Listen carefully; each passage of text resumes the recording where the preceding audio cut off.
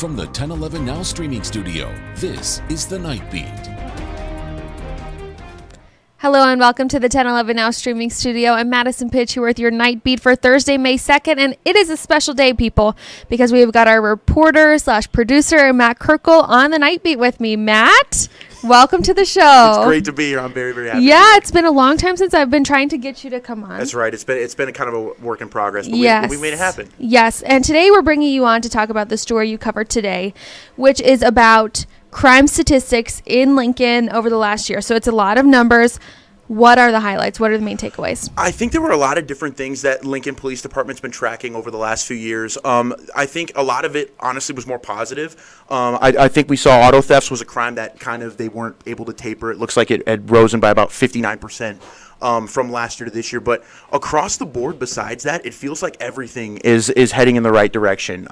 Shootings are down over 20%. Violent crimes per 100,000 people is down over 30%. And I think the thing that stuck out to me the most was that violent crime, burglary, and thefts are at a 20-year low. I thought that was kind of the takeaway statistically that stuck out to me the most. So I think there's a number of different things they're tracking, but it seems like it's all very positive. Yeah, anecdotally, we hear often that crime is up, but to hear the numbers from police is a different thing. Yeah, I have in my notes that auto theft was up 59% in 2023 compared to the 5-year average. So that was something that was kind of trending in the wrong direction. Yes, and I think that's something they said they implemented a recent city code to try to curb some of that. They're trying to be more proactive in kind of stopping it before it even happens. But besides that, like I said, it seems like they're doing a lot of different things, and we'll touch on it in a bit. It's just trying to curb some of those problems before they even happen. Yeah. Like I said, being proactive. And I think they've done a really good job based on the numbers they told us today. It seems like a lot of things are going well. Sure. Yeah. And it sounded like social media was even playing a little role in the auto theft. So what did you learn about that? I mean, they didn't touch on it too much. They talked about the very popular TikTok trend where people use those USBs or whatever the case may be to start Kias and Hyundais. And they touched on that a little bit. That's been a problem that I think they've been dealing with for well over a year. We've covered that several times.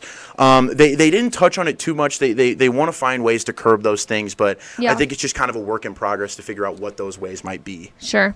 So this is all part of something the FBI does to track crime nationwide. You heard from the mayor, the police chief, and a city councilman today. Yes. What did they have to say? It was a lot of different things. I asked one of them, if violent crimes are going down, and kind of asking why that was the case, if they thought there was a specific reason. And I thought it was interesting. They say they've done they've held more of an emphasis this year to try to find areas within town where they think there might be a bit more of a problem, whether it be car thefts or burglaries or things like that. And they want to have more officers in the area. And they said that that's been a big part of a lot of these violent crimes going down. They think it's just having officers at the right place at the right time, I think, is what the police chief said earlier today. Yes, and I think they've done a really good job of that. And then, yes, we heard from a city councilman who served with Lincoln Police for 25 years, and his biggest thing was just make sure if you're out there and you see something, say something.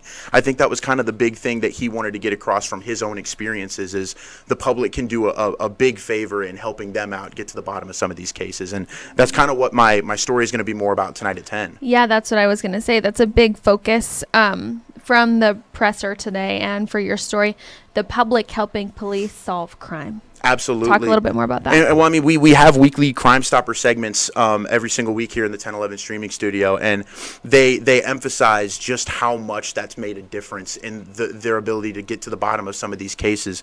They said the amount of tips they've seen has gone up over 70% since last year. The number of cases they've cleared, the ones that they've solved, ones that have come through the organization, is up by over 60% since last year. And I think, if I remember right, it's over 400 cases in the last year that have been solved through Lincoln Crime Stoppers. Now, keep in mind, that's a civilian-based organization. This is not, I mean, they work with the police department, but I mean, these are civilians that are coming out with these cases and saying, I saw something, here's what I saw. And obviously with cameras and phones nowadays, it's a lot easier to see something. And I think that's kind of the thing they emphasized was, I don't know if people understand just how much they can play a role in helping the community stay safe by reporting these things. And that's kind of the thing that I'm going to address tonight at 10, is just looking at what kind of impact these people can really have. Sure. Matt, thanks so much for joining us. That is it for us today. Before we go, here's a check of your 7-day forecast.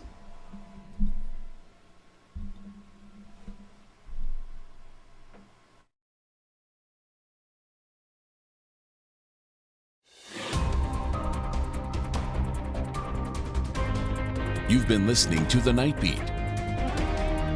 Watch, listen, and stream on the 1011 app on YouTube or wherever you get your podcasts.